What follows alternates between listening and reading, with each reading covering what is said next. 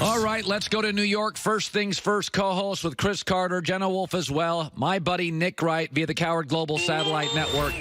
Listen, the Michael Thomas deal feels like to me, I said I think OBJ was a luxury for Cleveland. They got plenty of pieces, but he's a nice luxury item. He's a great player. Michael Thomas, to me, is a necessity for New Orleans. I mean, this is, you got to get Drew Brees help because I watched him at the end of the year, Nick. He looked old, and I love Drew. So I think this kid deserves every penny he made. What did you make of the highest-paid receiver contract ever? What do you make of it? I mean, he's the highest paid temporarily, right? So Julio's going to come in over the top of him. Tyreek Hill might. Amari Cooper has a slight chance of it. But he deserves to get paid, but you're 100% correct. They have to have him. Alvin Kamara is a dynamic player. Michael Thomas is one of the most reliable and productive receivers in football. And that's where their deadly weapons kind of end.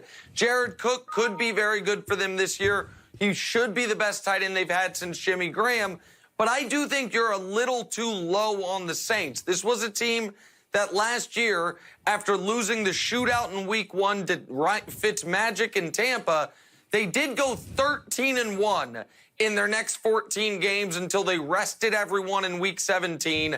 They then, of course, were a bad call away from going to the Super Bowl. Now, were they a different team the final 5 weeks of the year when Mahomes overtook Brees for league MVP, when Brees came back to the pack a bit? Yes. But when you play in New Orleans, when you can make it to where your quarterback won't have to play cold weather playoff games on a 40-year-old body if you have a good enough regular season, I'm not as worried about the age. My worry for New Orleans is they overcame the emotional devastation of the Minneapolis Miracle. They now maybe have even greater emotional devastation to overcome when they don't think they lost that NFC Championship game. They think it was stolen from them. Can they overcome that again in what I do believe is their last best chance to win a Super Bowl in this Drew Brees era? I want to shift to Dak because we've both said Dak's got a lower ceiling. I'll give you 3 quarterbacks that I think have a little bit lower of a throw-the-ball ceiling. Trubisky, Lamar, and Dak. The difference is I think Dak is showing us something that we don't want to admit.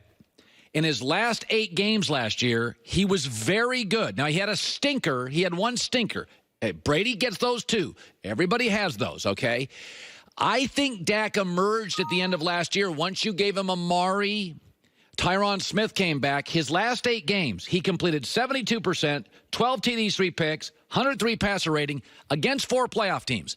We know young broadcasters improve. Young attorneys improve, right? Young political figures improve. Are you being a tad hard on Dak? Did we see something at the end of the year that I don't think we'll see from Trubisky? I don't know if Lamar has a breakthrough ability. I kind of think Dak's getting better. We just don't want to acknowledge it. Do you see any of that? What I saw at the end of last year was if you give Dak Prescott every single thing a quarterback can ask for, the best running back in the league, one of the best offensive linemen in the league, and a #1 wide receiver, and a softer defensive schedule, then you know what? Maybe he can look like one of the 8 best quarterbacks in football. That's not a guy that I want to pay $32 million a year for. Dak has every game Dak's ever played, except for Zeke's suspension, he's had a top 2 running back behind him. Every game Dak's ever played, he's had a top 5 offensive line in front of him, and most of the time a top 2 or 3 offensive line.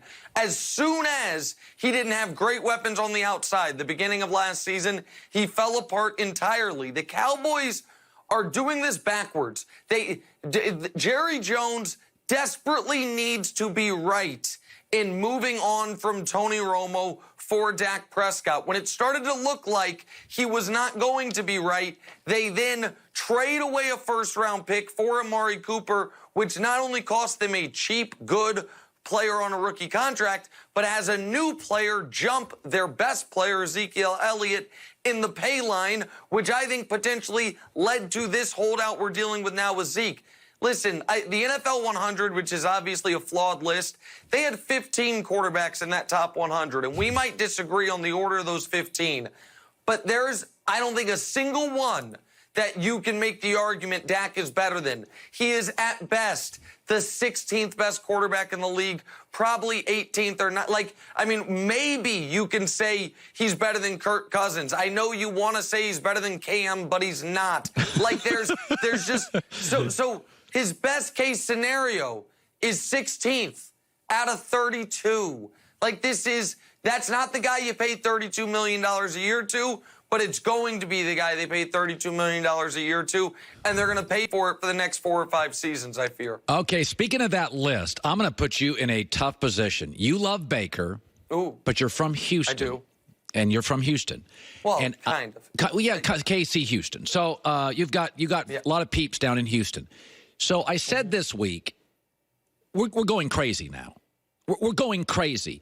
Baker finished ahead of Deshaun Watson in the quarterback among players. And I'm like, timeout. Yeah. The numbers aren't close, whereas Baker did, I would say, inherit very nice offensive pieces. Deshaun Watson could not fly in a plane at one point last year because he had a punctured lung. I'm going to ask you, you're a GM today. Do you choose Baker or Deshaun Watson to lead your team for the next 7 years? In a vacuum, GM today, it's very close, but I choose Baker. Wow. Given the situations they're in, it's not close at all. Like, the situations do matter. And, Colin, you are a far better talk show host than me. But if you had to do it through string in a tin can, I like my chances. Deshaun Watson's playing for a team whose GM right now, I think, is the former team chaplain of the New England Patriots. Look it up. That is a true story. He doesn't have a left tackle once again. He does have DeAndre Hopkins, but that's about it. Baker has all the pieces. Baker's more likely to be healthy. Baker, over the last half of last year, was playing such exceptional football. And we shouldn't act like the Cleveland Browns, who I think, I might be wrong, but I got to do the math, carry the one. Oh, yeah. In the 2 years before Baker got there, they won one game that he just came to a team, and it's like, man, he did inherit the 95 Cowboys roster. He didn't. Okay. He's awesome, and everyone that's around him loves playing with him. And I really like Deshaun. I like Deshaun a ton. I just think Deshaun didn't have the pieces, and I think Baker's ultimate upside's just a little bit higher. Wow, I am surprised by that. I really am surprised by that. I think Deshaun Watson is doing what almost nobody in the league could do, which is play behind the worst offensive line in the league, first 2 years in the league. That's true. I mean, just awful, and put up, I mean, didn't they win 11 games last year? That's almost unheard of in the NFL. With a bad O-line, it's almost unheard of. What Deshaun's doing behind that offensive line, he should get credit for. I'm all for building up Deshaun Watson. I'm with you on that side of the argument. I think Deshaun's outstanding. I think Baker has league MVP this year caliber ability. Listen, man, guys in year 2 come in and blow up the league. Mahomes did it. Wentz almost won an MVP in year 2. Jared Goff just went to the Super Bowl in year 3. We saw Russell Wilson win a Super Bowl in year 2. Guys in year 2 can be really great, except for, of course, your guy and Joy's guy, Dak, who in year 2 didn't have the best running back in football for 6 games, and it all fell apart. All right, Nick Wright. All right, we're about a month out of football season.